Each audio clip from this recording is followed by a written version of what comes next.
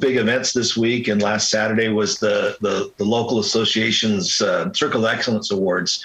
And right now my brain is stuck in just connections, people. I'm so happy that my career has, for the last, 28 years doing this, you said a long time, 28 years of building relationships and friendships that go so far beyond real estate. So thank you for doing this, because I need to get my head back in the rest of the game. But I tell you what, it's pretty special week for me. I love it, man. All right, well, let's do it. Let's do it. Rick ended up with at least 5 friends. Oh, wow. You got 5 friends. Good for you. Did you see that one agent that used to work at the same company as me? She came running across the whole lobby in front of about 100 people screaming, "Rick Hagan, my favorite broker in the whole wide world." That's awesome. It was pretty cool. That's you get great. something like that, it makes your day, makes your week. I love it. I love it. All right, you guys ready to get started? Let's do it. All right, Tony, you ready? Let's do it. Okay. So I have never been more fired up than I was this morning, stomping around my house after reading The Science of Getting Rich and knowing that I had the opportunity to talk to everybody today about this, because this book, I wasn't big on it because it talks a lot about, like, taking your thoughts and forming them from, shapeless forms into shapes and all that sort of stuff. But it's basically kind of the law of attraction. But the beginning of the book is the stuff that I found to be the most powerful. And that's where I wanted to start out, because I had a conversation with an agent yesterday. We had our agent mixer. I had about 50 agents there. And I told her about this book, and she had told me that, she was raised in a very religious family. And she was literally taught by her parents that being rich and being successful is wrong. And, we talked about, it's more likely for a camel to fit through the eye of a needle than it is for somebody to get rich, or for a rich man to get into heaven, something along those lines. And I think that can be taken out of context. But she said that in her life, she's always been taught that it's wrong to be rich. And I just want to tell you that I don't believe that's the case. And this book doesn't believe that that's the case. And there's nothing wrong with wanting to be rich. So the bottom line in all this is that we all share an underlying desire for growth and abundance. And let me tell you what I mean. No man can rise to, and I'm sorry, this book was written in 1910, so it's all man, man, man, man, man. It's not woman, okay? And I realize this is the woman-dominated business, but I'm just telling you the quotes in here. This is 1910, before they realized that, that actually women are smarter than us. But it took a while for them to realize that, an extra 100 years. So no man can rise to his greatest possible height in talent or soul development unless he has plenty of money. That's what I want you to think about first. So if you want to be the biggest intellect in the world, if you want to do all the sorts of things so that we can heighten society and become something great and do great things and be great thinkers, it's going to take you to be in a position to have money to do so.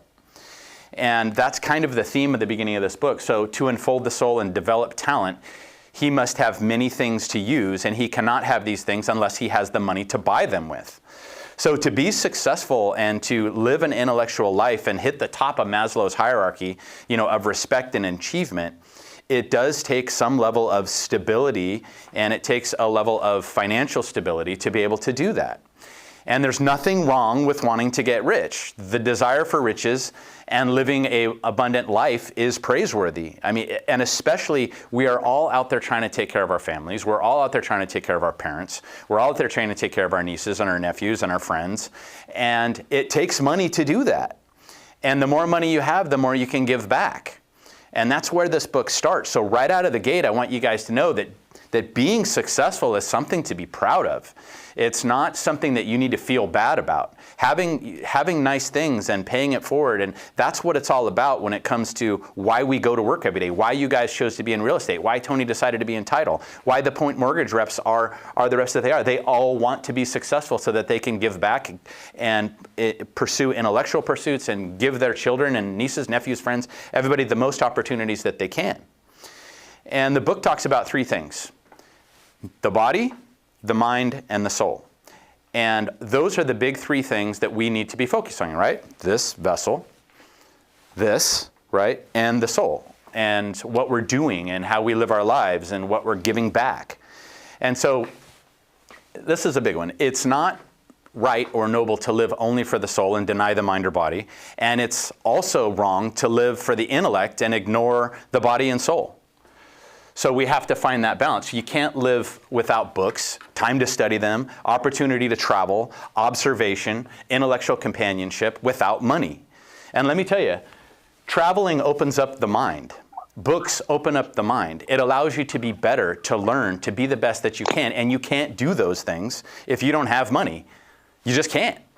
And I think if you look back on some of the best things you've ever done in your life, it's probably taking your family on a trip, going somewhere with your friends, and observing things together and growing. But you can't do that if you don't have money. So what really we're trying to do is overcome that thought that it's wrong to have money and that it's wrong to have nice cars and all that stuff. Now, we're going to talk about cars and houses and expenses and all that here shortly. But I just want to start out by saying there's nothing wrong with it. Okay, I know I'm beating this to death. So intellectual recreations, right? Things that are going to help your mind grow. Art, beauty, even going to and acknowledging things like Renoirs and Picassos and all those sorts of things. If there wasn't money, you'd never see them. If you haven't been to the Louvre in France and seen that the paintings are not this big, guys. The paintings are the size of this wall all the way, 50 feet in both directions. And if you see it, it's going to open your mind and give you a new view. Those were the televisions and the way that stories were told back in the days of Napoleon and all those sorts of things. But the more you see in the world, the more your intellect grows, the more your understanding of the world grows. And things like art and beauty and intellect and books, you can't write a book if you can't financially afford to get yourself in a situation to do so. So just kind of one of the other thoughts, and I'm just getting warmed up with that stuff. Are you with me, Rick? Do you understand what I'm saying, though? I mean, don't you think, and I'll bet you there's people on this call, and I'm going to ask you right now to just step forward and say this. Are there people on this call that believe it's wrong to be rich? And are there people on this call that your mom told you, or your church told you, or somebody told you that, it's not right, and you're a bad person, and you're greedy, and you're this and you're that. You don't want to carry around a Louis Vuitton, and you don't want to drive around a nice car because you're afraid of what people are going to think because there's such a bad stigma system. And I always think about The Simpsons, and I think about Mr. Burns. Society paints out that if you're a successful person, you're not a good person. And I look at Mr. Burns, and you look at Mr. Potter from It's a Wonderful Life, and all that sort of stuff, and you go, that's what society paints out as somebody that's being successful. But if you are successful, and I'm going to just point at you guys as real estate agents, if you are successful and you are closing a lot of deals, let's say you're helping that TC make money, you're helping your lender make money, you're helping everybody on the staff of Point Mortgage to make money, you're helping everybody at Tycor to make money, you're helping the brokers to make money. You're keeping Rick Hagan employed. You're keeping Steve Games employed. You're doing all these awesome things by being successful because you're paying it forward and trickling it down to everybody else. And it starts with you guys as agents. So don't feel bad about making $1 million or what people are going to think about you. Own that because you're helping everybody on this call to be more successful. And that's the bottom line. So man's highest happiness is found in the bestowal of benefits on those he loves. And that could also be obviously the same thing for a woman, right? Woman's highest happiness is found in the bestowal of benefits of those he loves. As a father, as a mother, as a citizen, as a man, as a woman, as a parent. So I just think we have to overcome this idea that it's wrong, because it's not. And I think once we can get that out of our head and realize that you can be a beacon for everybody around you, that's what you really want to get to. And Doug, yes, please. I think that that's exactly the reason why we work for it. There's nothing wrong. We work to be successful, to make money, and to create wealth. So if anybody has been told different, we need to work on our mindset and change that thought. I want to say something about Karen Vargas right now. And Karen, you said something to me. You came out to our office. We interviewed you in a studio, and you said something that I will never forget. And it was about life balance. And Karen was saying that I believe that the most important thing in life balance is your business and money, because it starts there. If you want to have a good relationship, you need the money to have a good relationship and go out on date nights and go on trips and do all that sort of things. If you want to have a good family, you need to be able to go have those family dinners and help maybe help your kids get into college and do all those sorts of things. And it basically starts with having a good business and having yourself a good financial background and a good financial stable position. And Karen, am I leaving out anything on that? Because when you told me that, I loved it. No, I firmly believe, the 5 areas that we all touch every single day. It's, business, financial, personal, health, and family. And the truth is that it starts with business and making money. Whether we like it or not, money is a need in order to have the other 4 circles truly in balance. If you don't have money to support your family, things are not going to be good. If don't have money to support your health, it's not going to be good. So I think it starts with your business. And from there, automatically, the other 4 areas are going to be balanced. Agreed. So, don't you guys like that? I think she's on to something there. So that being the case, the next part of this particular book that I liked was There is a Science of Getting Rich. And it's an exact science, like algebra or arithmetic. And it's a formula, and it's a system, and it's not complicated. It is literally a very simple, thought-out process to become financially successful and to become, I keep saying rich, right? And isn't it funny that, like, when I say rich, don't you doesn't, like, oh, he's rich or she's rich or I want to be rich. Doesn't that almost make you feel bad? It shouldn't. Because all it is a science. It's a game. It's like playing Monopoly. And there's rules to the game. And we were talking earlier, I was talking to Tony from Tycor, and Tony was telling me, that he has been working on his financial plan and his financial stability, luckily from his parents. And he said that it trickled down from his mom and dad. I don't know if it was your mom and dad specifically, Tony, but which one or whatever. But the kicker with that is that you have an obligation to set an example for your children, for everyone around you, or they are going to end up in the same place. They're never going to get ahead. So you have the opportunity, by knowing the formulas and knowing the arithmetic of money and knowing about passive income and investment, investment tools and investment vehicles, that your kids don't have to start out on the dugout, or on the batter's box to get up to bat to get to first, second, third, fourth, and home. So we have an obligation as parents and even as friends to make sure that we are sharing with everybody the things we already know. And you have to become a student of that. And we have to teach that algebraic, arithmetic expression of what needs to be done. So, that being the case. Jack, before you move on forward, can I just say something? Yes, and I please. promise it's the last one, and I'll shut up. Hey, I want everybody jumping in. So go ahead, Karen. Okay. So I totally agree with what you're saying. But I do think that it's important to teach our children how to work the financial part. But I think it's very important, and somebody did put it in chat, is teach them to stay humble and to pay it forward. I think that that's the most important piece. It's great to be rich. It's great to create wealth. But I think that the more you give, the more you get. So it's like the Go Giver, the book, Go Giver. If you do that, create the wealth, but stay humble and pay it forward.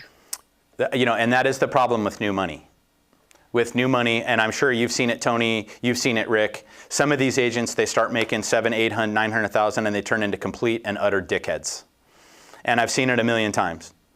And you know exactly who I'm talking about. You probably can think of 3 or 4 right now that you know who they were. And they forgot where they came from. So I like that. And one of the things that's in this book that points out to what you just said, Karen, is it says you don't have to get rich by screwing over somebody else. You don't have to get rich by taking advantage of somebody or stealing a house from somebody or stealing an investment from somebody that you know is not fair. The big man has put so much opportunity and resources available on this planet that there is plenty to go around without sacrificing your morals. And that's one of the things that I did enjoy about this book too, because I think people think they have to screw people over, or that it's about competition or getting the best of that person in a deal or whatever, but it's not. There's plenty of resources. It's about the algebraic expression, which is what we're going to talk about, which sounds like it's complicated by using that word, but it's not. So thank you for that. The ownership of money and property comes as a result of doing things in a certain way. Now, whether on purpose or by accident, you will get rich. Money is not going to come to you without doing certain things. owning property is not going to happen for you without having a plan on how to do that. It doesn't just magically appear. Yes, you may inherit it, all those sorts of things, but most of us on this call don't have that benefit. So money and property comes from the results of doing things a certain way, which is what I want to talk about. I want to talk about what ways we do that. And anybody that wants to jump in on this, Rick, Steve, anyone, feel free to interrupt me and stop me if you have something that you would like to add to this. So it's not about talent. And I think you guys would agree that there are many talented people that are poor. There are some agents, there are some brains, there are so many people that are so much more intelligent than you, so much more intelligent than me, that are poor. Because they don't understand. It's not about talent. Okay, I just want to point that out really quick. It's not about your career choice. I said that at the beginning. There are millionaires in every field of endeavor, and I'm going to talk about a couple of teachers in a few minutes that are millionaires. Never made over $75,000, okay? But they are millionaires. So it's not about the field that you're in, it's about doing things in a certain way. And here's what it is, and here's the big four in my book. Number one, we talked about this in the Richest Man in Babylon, paying yourself first. And I'm going to spend a lot of time on that. I'm going to break each one of these four down today. And we're going to talk about paying yourself first, which is what we talked about when we reviewed The Richest Man in Babylon, and that's in every other book on the planet on success. We're going to talk about return on investments. We're going to talk about investment vehicles, and we're going to talk about passive income. These are the four things that I want to talk about today, because when I say you have to do things in a certain way to become rich, here are the four keys. And I identify these, and now this is out of the book. This is just the stuff that I have noticed from watching, observing the things that I've done, watching some of you guys that are very successful, my mentors, all that sort of stuff. So anybody have any comments on this stuff? Rick, Tony, anybody? I mean, am I on the right page? Are you guys with me here? Just want to make sure. Okay. Yeah, I agree, Chuck. I think people get attention for doing a big deal. They're wow, look at that, congratulations, they get lucky. But the people that are doing big deals over and over again aren't doing it by luck. They're doing it because they have a system, and they're following through on the system on a regular basis. So you get, it doesn't take special skills to do the same thing over and over every day. Right. And doing the same thing over and over every day is what gets you the results. So correct. And that's what the key is. So here's what I want everybody to do. And I'm going to come up and I'm going to say this. Stop talking, stop thinking, stop dreaming, and start doing. Because you're not going to get rich magically out of the sky. You have to make decisions that are going to get that done. You have to create a system. You have to have a plan. You have to have someone to bounce these things off of. But you have to have action.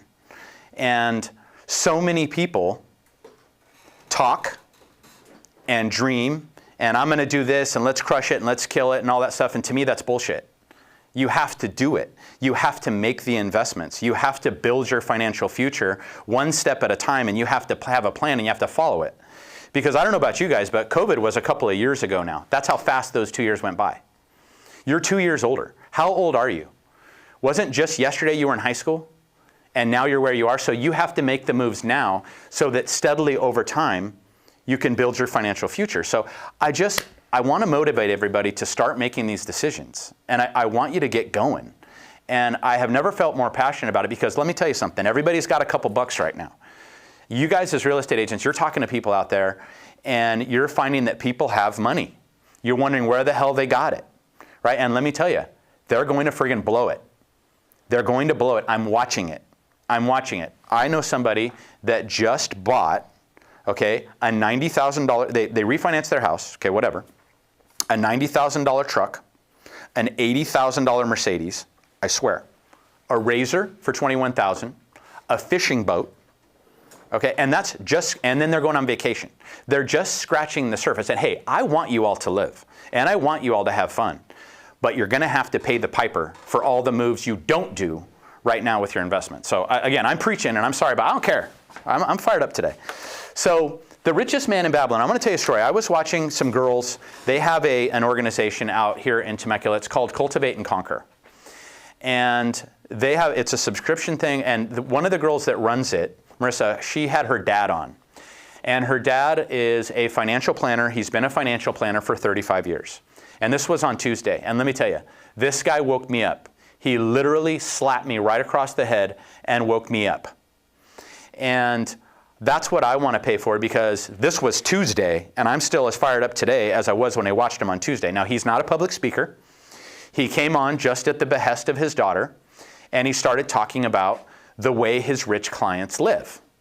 And I want to give you a couple of stories and a couple of ways that, of how this stuff operates. So he gave a dichotomy of a couple of his clients. And the first clients that he talked about were two teachers.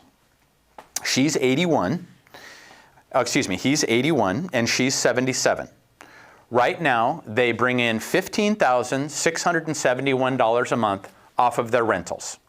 They bought their first house in 1981, did everything they could, spent everything they could to pay that house off in 6 years, and then bought another one. They just focused and lived and hunkered down and did what they needed to do to get that house paid off as fast as they possibly could. Right now, they have over $4 million in their accounts that he was managing for them, and they are well on their way. They have never made in their careers over $75,000 a year as teachers. And they have $4 million jingling around and $15,000 in income. So they've got lots of money coming in, and these are teachers. So I don't want to hear that I don't make enough money or this or that or whatever. You just have to change your mindset, and they did that. Now here's the dichotomy that he was talking about. The next thing is he had a client that he was friends with that he met riding Harleys.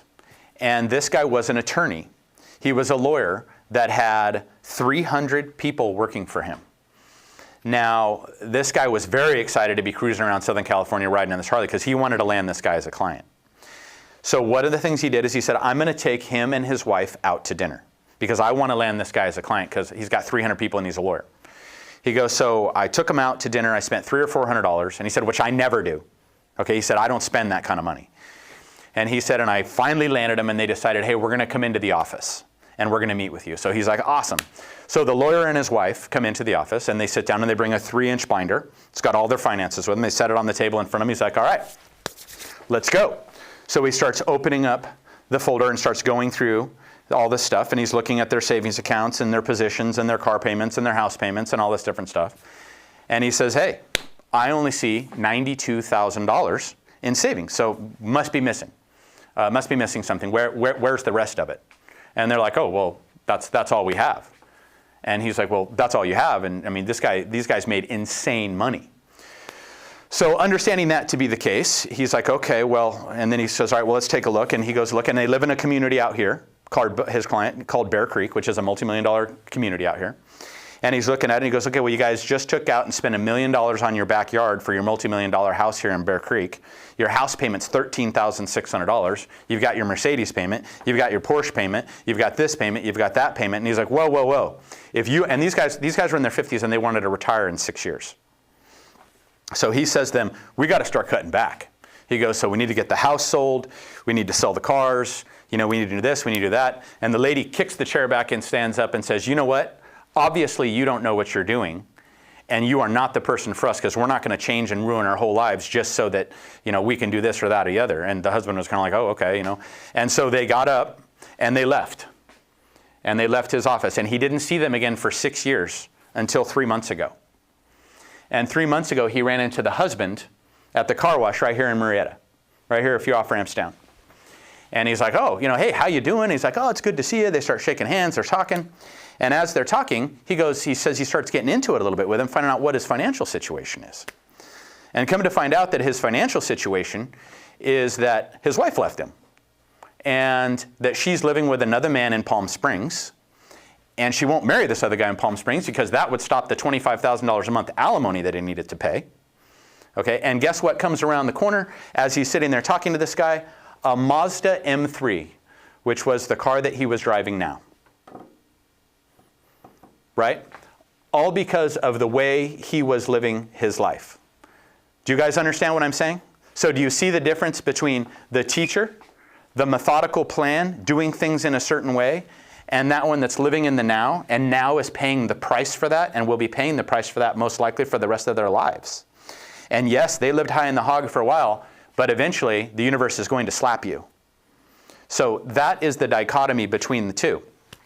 So, and I was, like I said, I'm trying to get this guy for our midyear, by the way. I want him to come sit and talk at our midyear event, which is June 29th, which I know you guys have already committed to a certain amount of tickets, so I'm hoping you guys can come.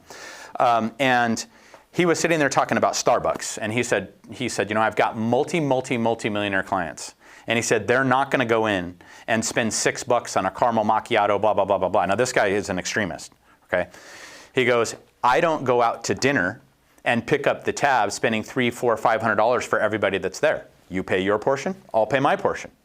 Oh, we're all going out to drinks? Well, guess what? I'm going to pay for my drink, and you're going to pay for your drink. He doesn't need to do that, right? And as he's talking, he's like, do you know the car I pulled up in today? He goes, I pulled up in a 2005 Suburban with the top oxidized. And he goes, do I give a shit? No. I can drive any car I want. Trust me, anything I want. And this is what I choose to do because this is how I like to live my life. I like the financial stability and security to do whatever I want and to be wherever I want. And there's a cost to it, and it's called living in a certain way. So that is the lesson between the teacher and the lawyer. So I just wanted to say that because here's my biggest fear. Pay attention. Here's my biggest fear. There's an anti-successories poster out there, and I mentioned this to a couple friends yesterday. And the poster is a giant ship. And the ship is like this, and it's halfway sinking down in the ocean. And underneath it, it says, what if the purpose of your life is nothing more than to serve as a warning to others? Do you understand? So what if the purpose of your life is nothing more than to serve as a warning to others? When I hear that lawyer, when I hear that attorney, the way he lived his life, where he is now, I don't want to be that person. Learn from those people. Don't be the one that is reaching and doing all these sorts of things financially so that you can eventually get bitch slapped later on in life and everybody's going to go, oh man, you remember when they were high in the hog? They're nothing now. They're driving a Mazda M3. I don't want that life, and I don't want you to have that life. So the first way to start doing that to make sure that that doesn't happen is paying yourself first. And if you recall, paying yourself first, and the richest man in Babylon says 10%, okay, which I don't think is enough. So you put 10% of whatever you earn, you know, whether it be into a savings account or whatever. Now, I don't want you to put it into a savings account because to me, that's the slow way to do it. As an independent contractor, real estate agent, we have tools that we can use that other people don't. Okay, so I'm going to talk about those. But before I do, this is something I hear all the time. Chuck, I can't save money. I don't make enough money. How am I going to save money with the amount of money I make? I don't make enough to save any money. Work harder. Work harder. You have more time. Get off your ass and get out there and work harder. There are times when, oh, I couldn't call you back. Well, why not? Because I was so busy yesterday. Bullshit. No one is too busy to make a call. No one is too busy to get back to that client. Nobody is too busy for you not to do your lead generation. When you're sitting there watching Netflix at night for 2 hours, and then you're crying to me that you don't make enough money to save money, turn off the TV and make more money. You can do it. It's just an excuse. It's just us being lazy. And 90% of what I'm saying here, I'm saying to myself. Okay, so I'm not just bitching at you guys. I'm saying it to myself too. I'm talking to me. Okay, because when I say I'm not where I want to be, I'm preaching to you guys, but I'm also preaching to myself. So every time I realize, hey, Chuck, you're not worth 30 million bucks. Turn off Netflix. Work harder. Okay? Somebody just said reach.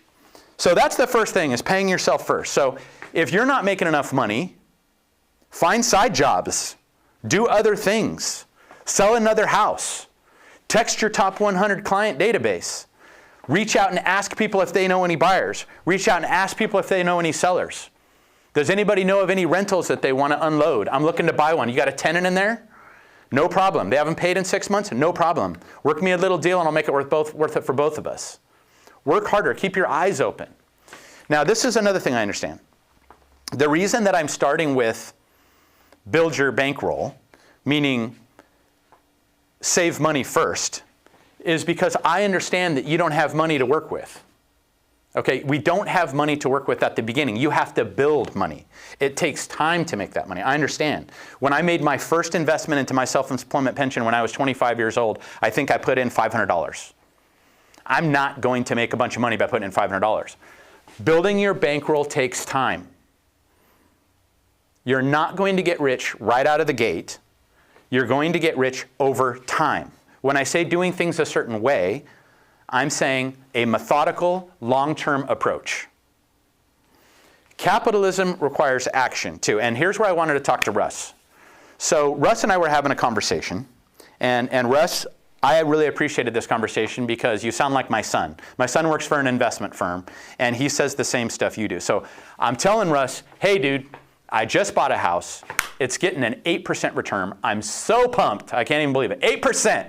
For every dollar that I invest, I'm making 8 cents back. And he said, yeah. And Russ, do you remember what you told me about return? And sometimes it's better to sell it versus keeping it. And I was like, no, we keep everything. Do you mind just sharing your theory of what you said? You said you hang out with people smarter than you, and this is what they've told you. Do you mind sharing that, Russ?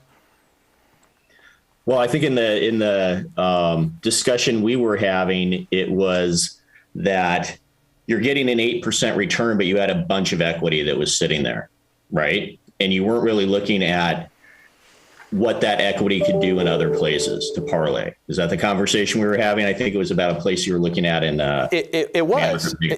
It was because, you know, Russ, what you were saying that really stuck with me, and my son says the same thing. So in today's market, I bought a couple of houses a couple years ago. Now, and I'm not trying to confuse you guys, okay? And those houses I bought for $200,000, senior homes, right? Because I only try to buy senior homes because they're just more reliable. And now that $200,000 house is worth $400,000. And my son and Russ are saying, you might want to think about selling that. And the thing that stuck with me, Russ, is we're like, okay, so if you're getting a 6% return on a house that you could, you know, that's being rented every year, so for every dollar I have, I'm making 6 cents back every year. Yet I bought that 2 years ago, I could flip it and get 100% return in 2 years or in 3 years. How long is that 6% a year going to take me to get to the 100% I could make now? So building your bankroll is kind of, and that's what you told me, Russ. I mean, do you remember that conversation? Yeah, and it was also around leverage, right? So you have a lot of equity that was sitting there. You're controlling an asset. I think it was like a $200,000 asset. You could have been controlling an asset that was closer to $1 million. Right. Right.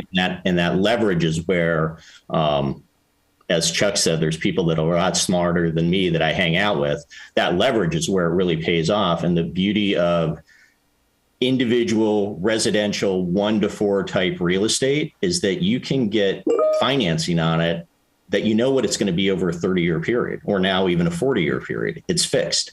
Where when you're looking at commercial properties, those are fixed for very short periods of time, 7, then you have to refinance, things like that. So you're actually locking in.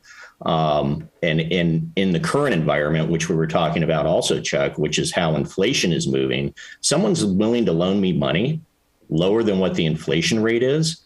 That's a net benefit to me. So take as much of it as you can get. Agreed. So I understand, and here's the point, and I'm going to take some of Russ's theory here too, where if you are just getting started in the business, you don't, or in the financial or investment industry, I understand you don't have the money. So by not having the money, hopefully you can scrape something together to at least get yourself a flip. With the market moving up as fast as it is, if you can get into a little piece of junk, go in there and do a little work, you know, and yes, you're going to have to compete with everybody else, but you're in the real estate chair. You're seeing deals every day before your clients are. And how many of you are upset that you didn't buy properties that you sold to your client that you know you should have? So you're going to have to start building your bankroll by, you know, getting flips, by doing partnerships with people, by investing your commissions, by doing all those things that you need to do. Because once you start getting your bankroll going, getting a little bit of money, then you can move on to the next phase. So, and Russ, here's the thing. So, you know, my son works for an investment firm down in San Diego. They are the #1 owners of rental properties and housing around San Diego State. and they buy things and they flip those properties right away as soon as they can get a big enough margin. So they're in the business of buying and flipping and trying to make 20% on this one and then 30% on this one and 20% on this one and 10% on this one and 20%. So where I'm always have spent my life, guys, trying to look at long-term, buying a little Sun City rental or whatever, if you can be making these returns by buying and flipping homes and you're doing it in 3 months and 6 months, making 10, 20%, as long as you're taking that money and then investing some of it in long-term, that's how you're going to build your bankroll. And capitalism. Yeah, Chuck, and can I jump in real quick? Yes, please. Because at the beginning, when you first start doing this, we all have this doubt. How am I going to do it? I don't have 10% down. I don't show income on my tax returns. How can I actually get started on it? Where there's a will, there's a way. And you can always find a deal if you're willing to be obsessed by it and find it.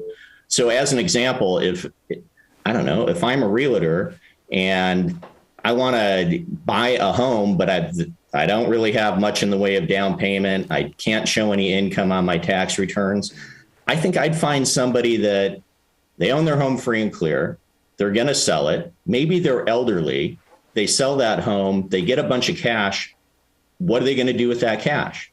Stick it in the bank and just let that diminish? Or maybe I write an offer where it's a seller carry and I offer them 9% or 10% or 8% interest, where now they have a cash flow and it makes sense to them. Right. So as long as you're thinking outside of the box and not limiting your thinking, there's always a way. My most successful investment agents in this company, they tie up deals all the time. They'll tie up the property and then go find the money. You know what I mean? I bought this house. Well, how much was it? $800,000. Well, how are you going to pay for it? I don't know. And then they just start looking around, but then they find it. I mean, that's what they do. They lock up these deals and then they find the money. So I want to talk about a couple investment vehicles. And if you don't have these vehicles and you're a successful agent, you and I are going to talk. And it ain't going to be pretty. So basically, the self-employment pension plan is a tool, or also, a little bit of a different tool is the investment that's referred to as a defined benefit. I'm going to explain what those are. So if I'm a real estate agent and I make $100,000 a year, I can invest up to 25% of my income into a self-employment pension, right? So I make $100,000, I can put $25,000 into my self-employment pension. Now I've got $25,000 sitting over an account over here. Now that self-employment pension is money that I can't touch. I can't go buy a car with it. I can't go buy myself a boat. I can't do anything that benefits me. Hello? Hi? Yes? Oh, so the self-employment pension is something that you cannot invest, anything that benefits yourself. It has to be used for investment. So now I've got $25,000. The next year I make $200,000, so I put $50,000 in there. Now I've got 75 grand in there, right? So every year, this is what I mean by starting to build your bankroll. So when I put I made $100,000, I put 25% into my self-employment pension. Now I'm only paying taxes on $75,000. Because any money that I take out of my income and that I put into a self-employment pension is money that I don't have to pay taxes on. Does that make sense? Because you put it over into that account, the government says, Mr. Independent Contractor, I trust you enough that I'm going to allow you to have complete investment control of this account. So you put 25% over there. Now I'm only paying taxes on $75,000, which is cool because the more money you make, that's the higher tax bracket, right? So the self-employment pension is one of the tools. Now, with that $25,000, let's say that I made $150,000 and I put $25,000 a year in there, or 25%. So $150,000, 25% of that is what? $37,500. So after 3 years, I got 100 grand in there. Now 100 grand I can start playing with. I can loan it to Tony because Tony wants to buy a house. I can loan it to Russ because Russ is looking for money to do a flip. I can loan it to one of my clients so that they can close a deal. And they're going to give me a couple points back in 8%. You start using that money. I can buy a lawnmower and I can rent it to my landscaper. I can buy Apple stock. I can invest it in an LLC. I can do whatever I want with that money as long as it is an investment that is going, and the money, when the money does come back, so let's say that I loaned Tony 100 grand and I charged him 2 points and he had it rented and he borrowed it for 6 months and he's going to pay me back 8 grand. So now I have $108,000 that goes back into that self-employment pension plan. So I had my 100 that I put in plus the other 8. Now, when the money is in the self-employment pension plan of the defined benefit, that money that is made in there is non-taxable. So I don't have to pay Uncle Sam any of that money, any of those taxes, any of those proceeds until I pull it out when I'm 62 years old. Then I have to start paying taxes. So let me rephrase this. As an independent contractor, you have the opportunity to create a self-employment pension. You can put 25% of your income tax-free over into this account. So your CPA should be telling you, hey, Rick Hagan, you can either pay $42,000 in taxes this year, or you can pay $12,000 in taxes and put $30,000 in your self-employment pension. You see what I'm saying? Instead of paying taxes, pay yourself. So pay yourself first. And a vehicle like this, and if you don't have to pay taxes, so next thing you know, you got $200,000 in there. And I go and I buy a little senior home. And then I flip it for $400,000. Now I got $400,000 in that account. It continues to grow and compound over time because I'm actually using gross money because no money is going to taxes. All that money comes back in for me to make more investments and more investments and more investments. So if you do not have a self-employment pension or a defined benefit and you are in the real estate business making any money at all, you're blowing it. Future you is going to be pissed that you didn't pay attention on Financial Friday and open yourself a self-employment pension or a defined benefit. Okay, was I clear with that, Mary Beth? Do you understand what that all is? Yeah, Ray, you get it too? Ray Miranda? Okay, I just want to make sure that I'm being clear with that. So Can I ask a question? Yes, please. How do you open a self-employment Mine, plan? Like, where do you go for that? Okay, so you can kind of go anywhere. I mean, everybody's got them, Fidelity Investments, whatever. Mine happens to be through Pacific Premier Trust. That's just the company I picked when I was 23, and they manage my account. So anytime I want to do a trust deed, they have to approve it. You can't loan money to your kids. You can't loan money to your parents. You can't loan money to your, you have to be careful. There's a lot of rules you have to follow. You can't buy something from yourself, So they manage it. Now in a defined benefit, one of my buddies has a defined benefit. He's got a checking account at B of A.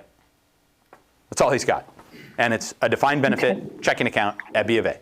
Now, I am not a financial analyst. I'm not a financial expert. So just know I'm teaching you the very little that I do know about these things. But I can tell you that I started this when I was 23.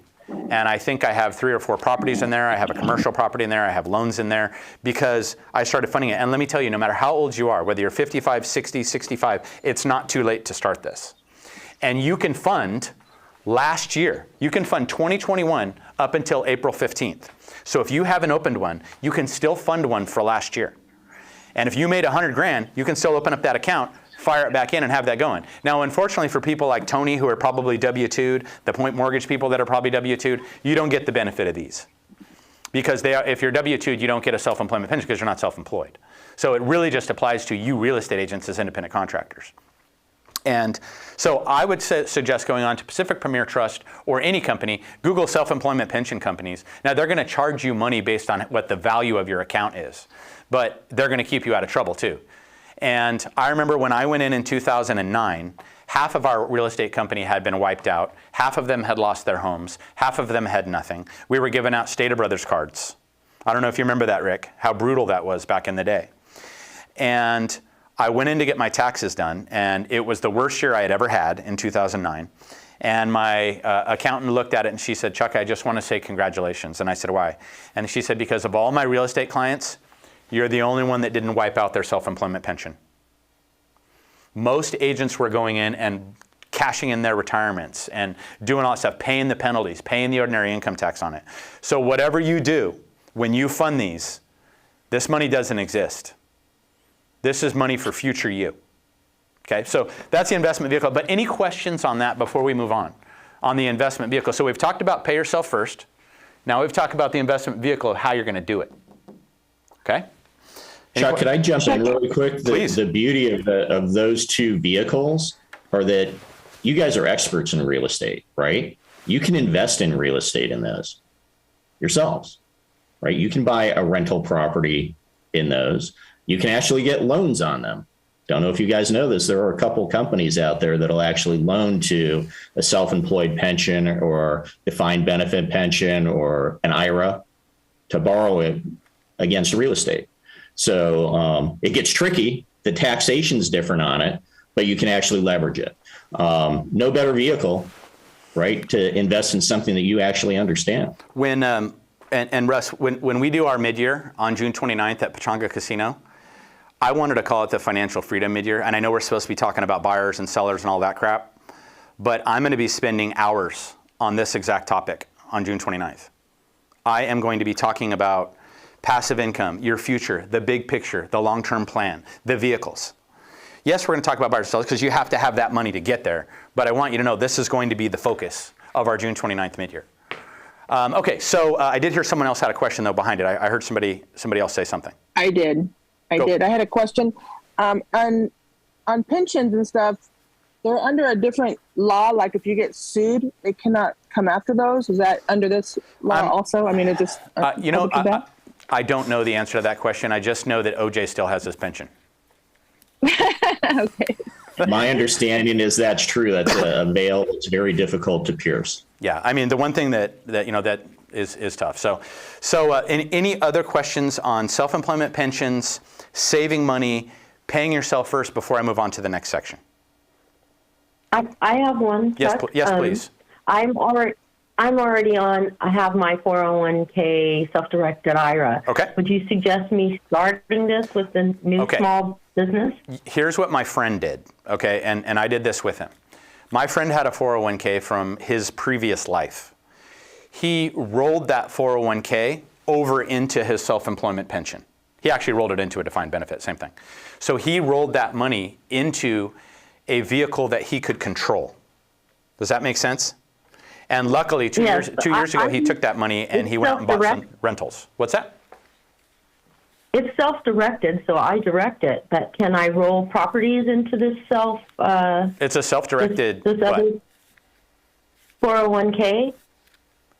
I'm not. It's a self-directed 401k. I'm not familiar with the 401ks. I know that there's much more limitations on the 401ks, and there are not the same opportunities. I doubt you could go buy a lawnmower and lease it to your landscaper. Like I believe that there are rules. Like most of the world out there, Elizabeth, are in these retirement programs through their companies where they're like, you got three options. You can invest in low risk, middle risk, or aggressive. You choose, and we're going to do it for you. That's what most people in the world are invested in. You have a unique opportunity, and if yours is self-directed or if it is something like this, you have a unique opportunity. Now don't blow it. Be smart. Make sure that you're running this by people that are more successful than you or that are already in the game. You know, but be careful. Be careful. And again, have advisors that can tell you, hey, this is not a good move. This is a good move, and people that are highly successful at what they do. Okay, so we move on. Okay. Okay. Thank you. You're very welcome. So Russ, this is going to go back to what we were talking about, and this is the last and most important thing to me. So I was fortunate that I did get into the flipping and all that stuff, and that kind of helped give me some bankroll to buy my rentals and commercial properties and all that sort of stuff. But I have always been looking for the 6% returns, and we've talked about this before. So on every minimum. So on every rental I've ever bought, on any loan that I'm loaning out to friends, on any private financing, on anything that we're ever doing, I'm always looking for a 6% return. And the reason that I'm looking for that 6% return is because that will grow and expand. Every 10 or 11 years, it'll double. And I thought about this when my son was giving me a hard time talking about the investment firm that he works for, how they're doing 20% here, 10% there. I just really don't have the time to spend doing nothing but trying to get 20, 30, 10% returns on my retirements or my investment accounts and stuff. So I'm getting to the point in my life where I'm just looking for the long-term easy play that's going to just pay me out monthly, which is passive income. And my question to you guys out there is, do you have passive income? Do you own rentals? Do you have vehicles? Do you have loans out to people? Do you have stocks that are giving you residual incomes? What do you have that's creating you this passive income? And it's good because that's where you want to get to. And that's why I called it step number 4, right? Pay yourself, investment vehicles, build your bankroll, investment vehicles, and then eventually to create a passive income, because eventually you want to be able to relax, sit back, and earn. And so down the road, we're going to get to the point where our brains aren't going to want to be all up in it doing loans and charging points and buying rentals and doing all that sort of stuff, where maybe we can chill out a little bit and go hang out in Maui and be on the beach having a cocktail, knowing that by the time you're done with the cocktail, you had enough investments that paid for that $6 in the 5 minutes it took you to down that thing. You know what I mean? So that's what I mean by creating passive income. So I realize that there are steps involved with getting to that. And another thing, I say this all the time, and I'm going to beat on you about this again, you need an age that you want to hit where you're going to be making a certain amount of money. So if it's 75, if it's 72, if it's 67, 65, 62, what is the age that you want to have that passive income goal? And what is that passive income goal? So what age do you want to have enough money where you can tell that buyer, you know what, I have an idea. Kiss my ass. You don't have to do that anymore. You can just say that to the buyer because you don't care anymore. Because you're 62, I got my $15,000 a month coming in, and you know what, if you're going to treat me like that, I got something big and white for you to kiss, all right? And you guys know exactly who I'm talking about. But if you don't get yourself into that position where you have that age and you have that passive income goal, you're never going to get there. So I want to make sure that you have these two things for yourself, okay? These two things for yourself. And I'm hoping you do. The nice part too is you will see that, and you know what? And this is a true one, right? About Einstein, that you know the seventh wonder of the world is compound interest. As you start saving money, and as you invest more, it's going to bring more money. So if I have $1, right? If I have $1, next thing you know, and I've got that invested, now I got $1.06. Now I got $1.13. Now I got $1.21. So it's just important that you realize that as you get going and as you start building your capital, that capital is going to build on top of each other. There's a reason that 3.5% of the population controls 81% of the money in the world. It's because the more money they have, the more it stacks on top of each other. Did you guys know that, by the way? 81% of the money is controlled by 3.1% or 3.5% of the population. Do you know that, Adam? It's crazy shit. So it's because they have the capital and it grows. Why do billionaires go all of a sudden from being worth $4 billion to $18 billion? It's because they're rolling that money like crazy. So that's what I mean by money brings more money. So that is basically the big four, guys. It's paying yourself first, return on investments, investment vehicles, and creating passive income. So I'm going to open this up for questions real quick if anybody has any, or if you have any stories or victories or challenges or successes or anything that you want to share, I'd love to hear them before we bail out of this call. So anybody have anything that they want to talk about? Yes, please. So quick question for you. So I don't know that much about the self-employed pension. Mm-hmm. I do know a lot about defined benefit pensions. Same thing. Is there a limit? Is there a limitation to what you can put in a self-employed pension? Yeah. Mm-hmm. So every year they change it. So it's 25% of your income up to, so for 2022, $62,000. In 2021, the max benefit, the max amount you can invest was $61,000.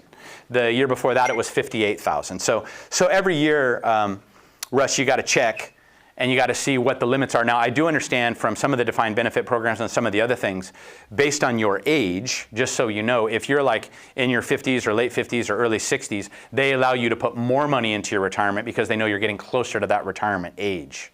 But like so the defined benefit pension plan, what that is you own a corporation, right? That corporation pays you W-2 income. Whatever that W-2 income is what you're allowed to put into the pension.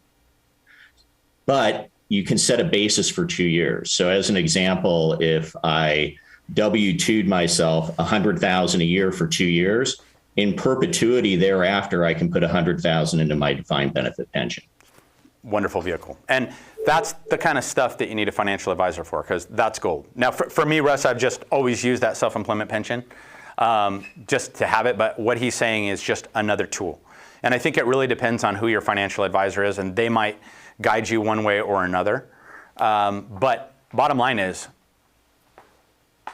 start saving something, whether it's the defined benefit or the self-employment pension, start saving something. So thank you for that, Russ. Any other comments or questions before we keep rolling here? Hey, Chuck. Yes, sir. What's up? When I open the self-employment pension, is there a certain amount of money I have to put in when I first open it? Like when you were 23, did you have to put a certain amount of money? Well, I started with $500. That's all I had at the time. I was 23, 24, just getting into real estate. And then that's what I started with. So if you need to make sure that whatever company that you, like if they're charging you $500 to manage that account, that money's going to be gone, which I don't think they're going to. It's usually a percentage of whatever you put in. But hey, if you put in $100, Luigi, I'm proud of you. Just start. Just start today. And future you will thank you for that. Any questions in the chat, guys? Anybody else have anything they want to mention? Hey, Chuck. Yes, please. Oh.